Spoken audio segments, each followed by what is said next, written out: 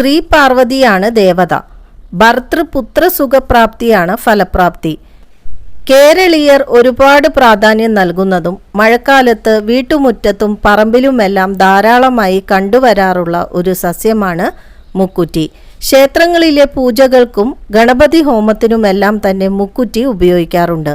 അത്തപ്പൂക്കളത്തിൽ ഒഴിച്ചുകൂടാൻ പറ്റാത്ത ഒരു സസ്യം കൂടിയാണ്.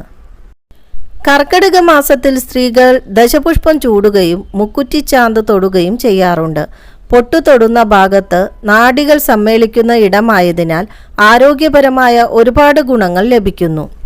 മുക്കുറ്റി തലയിൽ ചൂടിയാൽ ഭർത്താവിന് നല്ലത് വരുമെന്നും വീട്ടിൽ സൂക്ഷിച്ചാൽ ദൃഷ്ടിദോഷം മാറാൻ സഹായകമാകുമെന്നും എന്നിങ്ങനെ ഒട്ടനവധി വിശ്വാസങ്ങളുണ്ട്.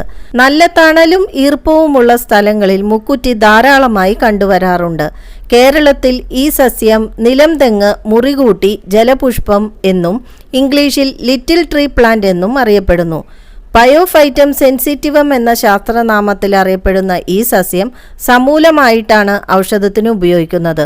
ത്രിദോഷങ്ങളായ വാതം, പിത്തം, കഫം എന്നിവയെ അകറ്റാനും അലർജി, ചുമ, കിഡ്നി സ്റ്റോൺ ഇല്ലാതാക്കാനും രക്തശുദ്ധി ഉണ്ടാവാനും മുക്കുറ്റി ഉപയോഗിക്കാറുണ്ട്. ജീവിതശൈലി രോഗമായ പ്രമേഹ രോഗത്തിന് ഒരു ഉത്തമ ഔഷധമാണ് മുക്കുറ്റി.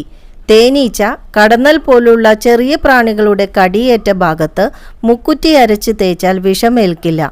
ബ്ലീഡിംഗ് പൈൽസിനും പനി കാരണമുണ്ടാകുന്ന ശരീരത്തിലെ ചൂട് കുറയ്ക്കാനും തലവേദനയ്ക്കും തീപ്പൊള്ളലിനും വയറുവേദനയ്ക്കും മുക്കുറ്റി ഉപയോഗിക്കുന്നു.